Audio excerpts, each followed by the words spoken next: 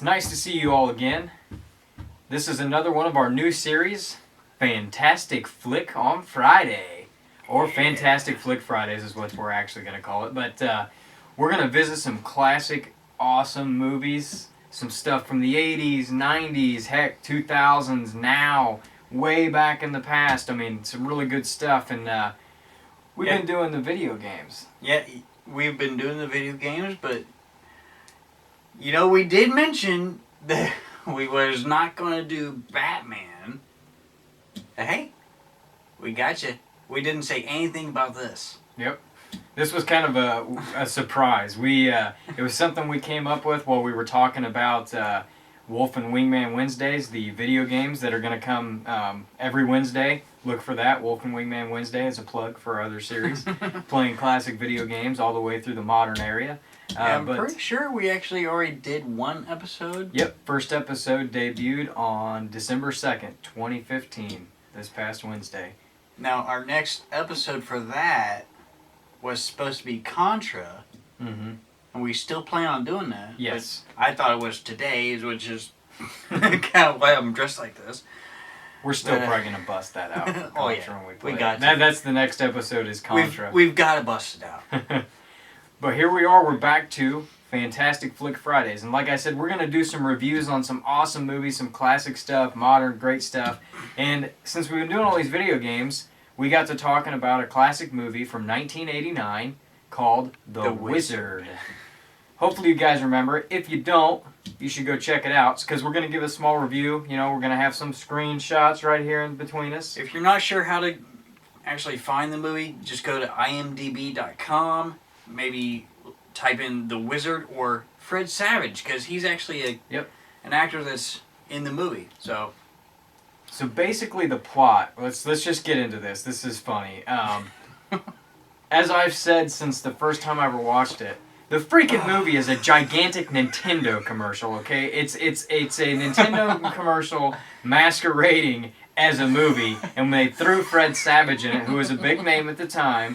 Big name. Just to sell freaking video games. Now, don't get me wrong, I love the NES, but it was bullcrap. It was all NES. It was all at NES. the time, that was the big system coming out. Let's just do a rundown, okay? So basically, this boy, Fred Savage's character, is trying to visit and break out, for lack of a better term, his half brother, who's seems to be somewhat autistic or something. That seems to be the vibe that I kind of got from it. Seems autistic. Yeah. I mean, it's Rain Man style. They said it was a Utah-based institute, basically, where this kid was at. Yeah. No security whatsoever. This is one of the funniest parts of the movie. Fred Savage's character, literally, this is supposed to be a safe haven for mentally handicapped people. Yeah. He walks in the front door, he walks through. Hey, how's it going? How's it going? He grabs the kid and they just leave. They leave. Nobody stops him. Nobody asks him any question, nothing. He just takes this handicapped child on a 774-mile trip to California. Basically from Utah to California. And, you know... that's where Fred Savage's character wanted to actually go to. It's hilarious. So the whole adventure is their trek on their way to go take his brother to go to California. And this actually entails the boy, whose name is Jimmy, we gotta put that in there, his parents, or his mom and his stepdad, the guys to hire this idiot of a guy. We're just gonna call him Putnam, because that's his character. His character name is Putnam. Oh, dear. This dude is so classically like late 80s, early 90s too. Like weaselly looking, kind of balding, but he's got the long ponytail type hair. Oh, he's something else, man. Is it just me, or did he seem like a total chomo? Oh, he had his whole job was to find and recapture basically runaway children, and he got paid to basically prey on children. So we were calling him a chomo the entire time. What really gets me is there's a point in the movie where Fred Savage's character and Jimmy meet up with this girl. Yep. She's 13 years old. Yep. Her name is Haley. Yep. And somewhere in the movie, this guy, Putnam, finds out her last name. How the hell did he actually do that? He's on a payphone. This is funny because, you know, we all have cell phones now. I mean, most people don't even remember payphones. So he gets on a payphone, and I think he somehow, like, calls an operator and gets... Yeah, it was an operator. And he somehow ends up getting the last name of this 13-year-old minor.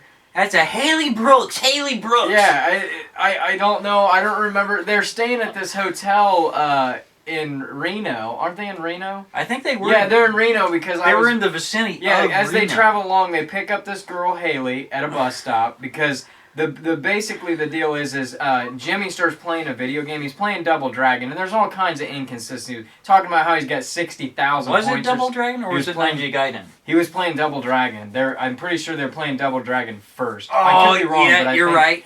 They're playing Double Dragon, and she's like, oh, he can't beat my score. And he gets like 60,000 or 50,000 points, which at the point in the game he's at would have been absolutely impossible. But either way, they start calling him the Wizard because he's like naturally gifted at video games. So their whole idea is they're going to travel all the way to California for this huge video game tournament to win all this money. And Jimmy wants to go to California for whatever reason. Well, eventually he was just kind of, I don't know. Yeah. But eventually he's like, I don't want to quit. Yeah, then he buys into it. There's some stuff that happens. I don't want to throw... Because if you haven't seen it, there's some classic stuff in there I don't want to say because then you'll miss on it. Like between Putnam and the little girl at the arcade in Reno, Nevada. It's pretty funny. Yeah, you'll know what we're talking about when you watch it. But the reason... Just the one comment that she yells out. That's what really got us falling a chomo at this point. I'm not even going to spoil it for you. You have to watch it to be... It's pretty... I can't even stop laughing right now. It's pretty funny. It's... The thing that's the funniest part is just watching how 80s, late 80s, early 90s is, because it's 89, and they stop in one town and... there's a kid named Lucas who ends up becoming the adversary at the end of the game tournament that Jimmy has to beat. You had to bring up Lucas. Well, because I bring up Lucas because this was what made it the biggest part of being a Nintendo commercial. Lucas plays against Jimmy and he busts out the Power Glove. And you guys remember the Power Glove, right? It was awesome. The awesome freaking commercials and stuff. But remember, the Power Glove was a giant piece of crap. It sucked. You couldn't do anything with it. You had to type in all the freaking codes for each game to be able to play it, and then you'd move your hand around, and it couldn't do anything. It was garbage. You couldn't jump with Mario or nothing. I need to go left. I'm going to do this. It goes... What? Yeah, it cracks me up every time. Come on, Meow, what the hell? It was all about Nintendo selling Power Gloves with this movie. And it cracks me up because he's like making these pinpoint maneuvers like on the screen, which you couldn't do with the Power Glove. It's either just left or right. You couldn't make these. But anyway, he gets done and he's got the Power Glove on and he's like, I love the Power Glove. It's bad. Actually, I don't think he actually said power in that. I think it was just, I love the glove. It's just horrendous, it's man. just totally ridiculous. The Power Glove was a ridiculous... Let's see. We've got since we're on the topic of this being a giant Nintendo commercial, these are the games that are featured in The Wizard. Double Dragon, which we already mentioned, of Ninja course. Gaiden, Super Mario Brothers 2, F1 Racing, Rad Racer, the Teenage Mutant Ninja Turtle video game, the first one that was really terrible, Mega Man 2, Metroid, Contra, which we're going to be playing with kick butt game. Legend of Zelda was another one they unleashed. And then the last one, the big finale, the first time they'd ever seen it. I don't see why they chose this particular one, but, Super Mario Brothers 3. Ooh, and that was the big game they played in the finale. If we're just unveiling this game at the contest, they'd never played how it do they know about the whole warp thing? Where to get the warps and everything else? And it's a big plot point at the end. They're like, "Oh, get the warp!" And for one, it doesn't even make any sense as far if you're trying to get. If points. he can get the flute, he can warp worlds. Yeah, but that doesn't. How give the you hell extra does he points. know? It's just unveiled a new game during that time. Come on, people. And we realized, this was like a 1989 Nintendo commercial, basically, movie for kids. So it's just funny to tear this thing apart, especially now. Just like James Rolfe, right? Yeah, exactly. 20 years later, sit down and just tear this thing apart. Come on, James Rolfe, the angry video game nerd. Come on.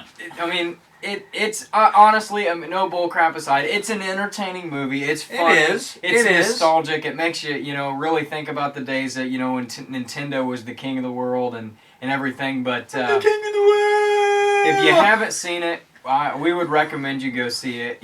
Just nostalgically, I give it a 4 out of 5 stars because it's just a nostalgic, funny, classic movie. I can always picture, different scenes from the movie and just play them again in my head. Just even when I'm at work, I sometimes just revert back to these old scenes from different movies here and there, or even music for that matter.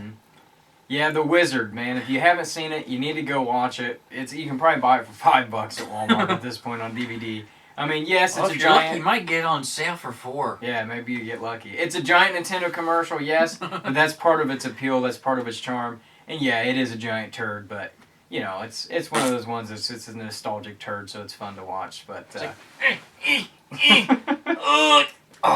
there's the wizard. Well, that's it for our first episode of Fantastic Flick Friday. We're gonna do another movie. We're not gonna tell you what one because we'd like it to be a surprise. So we hope you enjoyed this little review we did and a trip down memory lane with The Wizard. And remember, the power's in the glove.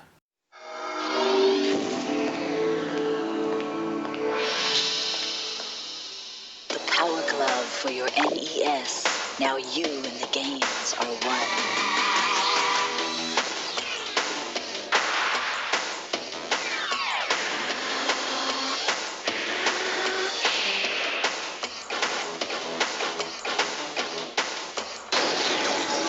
The Power Glove. Everything else is child's play.